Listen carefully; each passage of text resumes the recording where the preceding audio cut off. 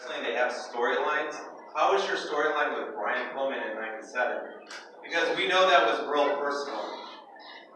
Well, it wasn't as personal as you would think it is, because to us, he's family to us, you know what I mean? So if you guys think it was personal between us, then we did our job just fine and just well.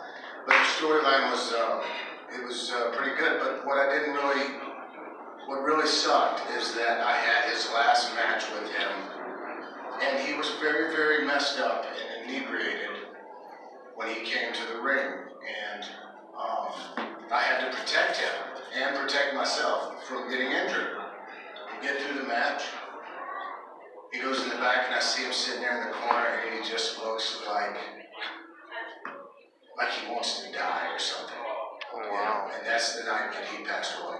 Oh, wow. Because we went for the pay-per-view the next day, and he didn't show up, and we had to switch stuff. But my wife at the time, Terry, Marlena, had dated Brian Pillman in the past. So people started putting two and two together, and they're like, oh, there's some serious stuff here between Goldust and Brian Pillman. But there wasn't really, you know, we drove together, we rode down the roads together, man, we shared laughs, we helped one another, that's what we're about, this family, and entertain the best we can, and if we can make you believe that this is real, then we're doing our job right. If we fail at that,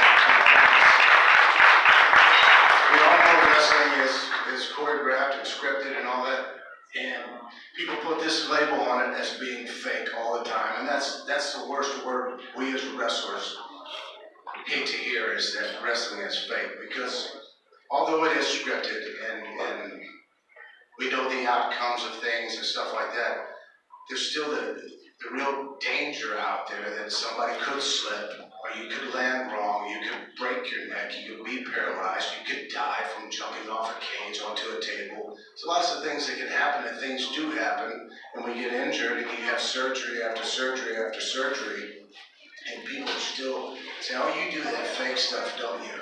That makes me mad, you know, because it's entertainment. It's like a movie. The good guy fights the bad guy. He beats up the good guy for a little bit, but at the end of the movie, the good guy comes back and kicks his ass. Right? That's what we do. It's a movie. So it's hard. It's hard sometimes to see people looking at us like that. We want to be accepted in just as this entertainment, but we want to also take our wrestling and do it the very best that we can. And me being a storyteller, I love to tell stories. That's what I've done since I got into the business and learned it from Ricky Steamboat and Arn Anderson and Larry Zbyszko and Bobby and Barry Windham. I learned how to tell a story, and it's very important to tell a story.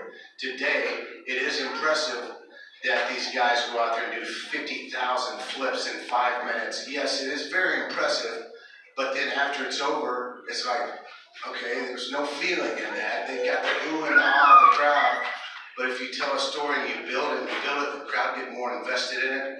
You see reaction in their face, actual true reaction. Like, for instance, there's always somebody, I always find out, tell the young kids this today. I don't know if they try it or not, but there's always somebody on the front row with their kids, usually a grown up, that just can't stand to be there. Is only there for their kids, hates wrestling for whatever reason. The kids love it.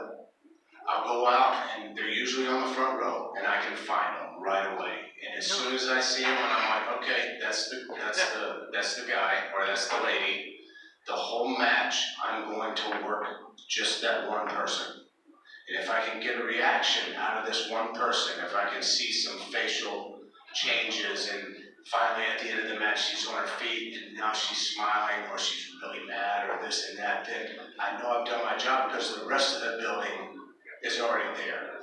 So if I work her, who is a non-believer, and she believes at the end of this, then that's where the true storytelling and psychology and professionalism from us as athletes and sports entertainers come out. And if we can get them to where